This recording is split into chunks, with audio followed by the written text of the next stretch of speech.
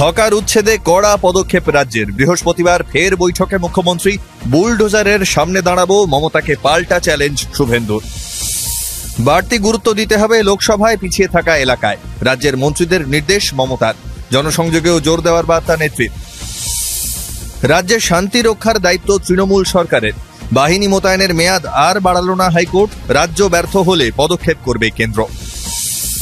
লোকসভায় স্পিকার নির্বাচনে জয়ী বিজেপির প্রার্থীরাই পরপর দুবার স্পিকার হয়ে নজির গড়লেন ওম বিড়লা। অভিনন্দন জানালেন প্রধানমন্ত্রী। ফের ধাক্কা কেজরির, মুক্তি মিলল না আবগারি মামলায়। জামিনের আবেদন খারিজের পর 3 দিন সিবিআই হেফাজতের নির্দেশ আদালতের।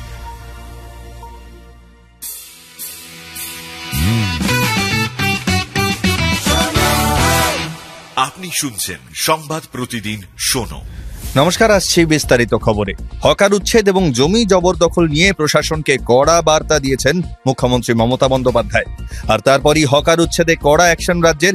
কলকাতা, বিধাননগর থেকে আসানসোল, শিলিগুড়ি পুর নিগম বিভিন্ন জায়গায় বেআইনিভাবে দখল করে বসা দোকানদারদের উচ্ছেদ অভিযান শুরু করেছে পুলিশ এবং পুরসভা। সরকারি জমিতে তৈরি হওয়া অবৈধ নির্মাণও ভেঙে ফেলা হয়েছে বিভিন্ন জায়গায়। এবার বিজ্ঞপ্তি জারি করে নবান্নের নির্দেশ। এই দুই ইস্যুতে বৃহস্পতিবার বৈঠকে বসবেন মুখ্যমন্ত্রী।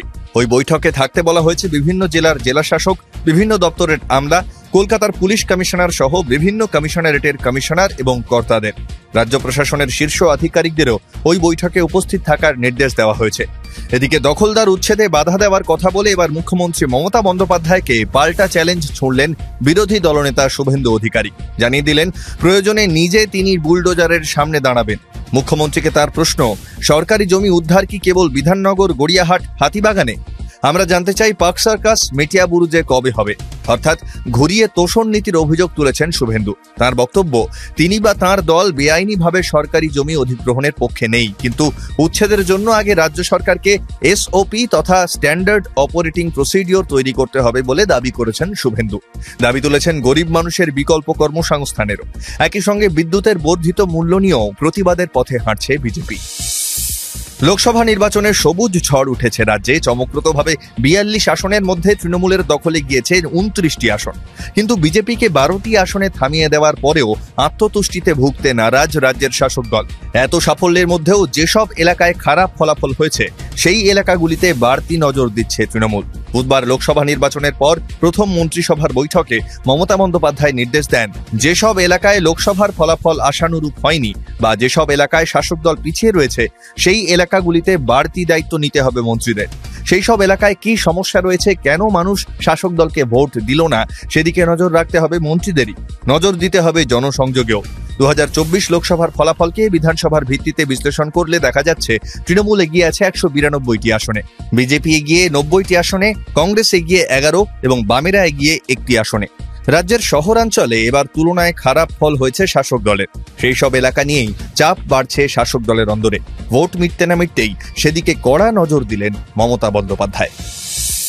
নতুন করে আর কেন্দ্রীয় বাহিনী মোতায়েনের সময়সীমা বাড়ালো না কলকাতা হাইকোর্ট, বরং বিচারপতি হরিশ টন্ডন এবং বিচারপতি হিরণময় ভট্টাচার্যের ডিভিশন বেঞ্চের বক্তব্য, সন্ত্রাস কবলিত এলাকায় শান্তি বজায় রাখার দায়িত্ব রাজ্য সরকারের। যদি রাজ্য ব্যর্থ হয় তবে কেন্দ্রীয় বাহিনী মোতায়েন সহ সমস্ত উপযুক্ত পদক্ষেপ করতে পারবে কেন্দ্র। লোকসভা ভোট মিটলেও ভোট পরবর্তী হিংসার অভিযোগ লেগেই রয়েছে। সেই কারণেই দফায় দফায় বাড়ানো হয়েছিল রাজ্যের কেন্দ্রীয় বাহিনী মোতায়েন রাখার সময়সীমা। 26শে জুন পর্যন্ত জেলায় জেলায় কেন্দ্রীয় বাহিনী মোতায়েন থাকবে বলেই জানিয়েছিল হাইকোর্ট। ডিভিশন বেঞ্চে বুধবার ভোট পরবর্তী হিংসা সংক্রান্ত মামলার শুনানি ছিল। সেখানেই আদালতের তরফে জানিয়ে দেওয়া হলো, আর নতুন করে কেন্দ্রীয় বাহিনী মোতায়েনের মেয়াদ বাড়ানো হলো না। হাইকোর্টের নির্দেশ অনুযায়ী অশান্তির এলাকায় শান্তি বজায় রাখতে সমস্ত পদক্ষেপ করবে রাজ্যই। লোকসভায় স্পিকার নির্বাচনে জয়ী বিজেপির প্রার্থী ওম বিড়লাই। পরপর দুবার স্পিকার হয়ে নজির গড়লেন তিনি। তাকে অভিনন্দন জানালেন প্রধানমন্ত্রী নরেন্দ্র মোদী। এনডিএ প্রার্থী ওম বিড়লার বিরুদ্ধে ইন্ডিয়া জোটে প্রার্থী ছিলেন কে সুরেশ। তাকেই সমর্থনের সিদ্ধান্ত জানায় তৃণমূলও। প্রাথমিকভাবে শোনা গিয়েছিল চিরকুটের মাধ্যমে ভোটাভুটি করা হবে, কিন্তু শেষ পর্যন্ত ধ্বনি ভোটেই বিষয়টির নিষ্পত্তি হয়। বুধবার ভোটাভুটির পর দেখা যায় ধ্বনি ভোটে সংখ্যাগরিষ্ঠতা পেয়েছেন ওম বিড়লাই। নবনির্বাচিত স্পিকারকে স্বাগত জানিয়ে বিরোধী দলনেতা রাহুল গান্ধী আশা রেখেছেন বিরোধী কণ্ঠকে মত প্রকাশের অধিকার দেবেন স্পিকার। যদিও স্পিকার পদে বসেই জরুরি অবস্থার কথা তুলে বিতর্ক উস্কে দিলেন বিড়লা।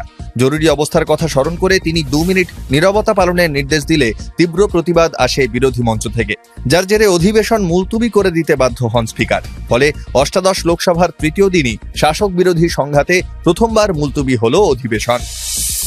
আবগারি দুর্নীতি মামলায় ফের ধাক্কা কেজরির। জামিনের আবেদন খারিজের পর সিবিআই হেফাজতের আর্জিতে সায় আদালতের। 3 দিন হেফাজতেই থাকতে হবে দিল্লির মুখ্যমন্ত্রীকে। কেজরিওয়ালের স্থায়ী জামিনের আবেদন মঞ্জুর করেছিল দিল্লির রাউস এভিনিউ আদালত। ইডির তরফে সেই নির্দেশকে দিল্লি হাইকোর্টে চ্যালেঞ্জ জানানো হয়। কেজরির জামিনের আবেদন খারিজ করে দেয় দিল্লি হাইকোর্ট। এরপরেই তিহাড়ে গিয়ে তাকে জিজ্ঞাসাবাদ করে সিবিআই এর একটি দল। সিবিআই এর আর্জি মোতাবেক বুধবার রাউস এভিনিউ আদালতে কেজরিওয়ালকে হাজির করেন তিহাড় কর্তৃপক্ষ। কেন্দ্রীয় তদন্তকারী সংস্থার আইনজীবী তাকে হেফাজতে নেওয়ার জন্য সওয়াল করেন। সিবিআই এর আবেদনে বিরোধিতা করেন দিল্লির মুখ্যমন্ত্রীর আইনজীবী, কিন্তু তা খারিজ করে 3 দিনের জন্য কেজরিকে সিবিআই হেফাজতে পাঠানোর নির্দেশ দেন বিচারক। শুনতে থাকুন সংবাদ প্রতিদিন শোনো।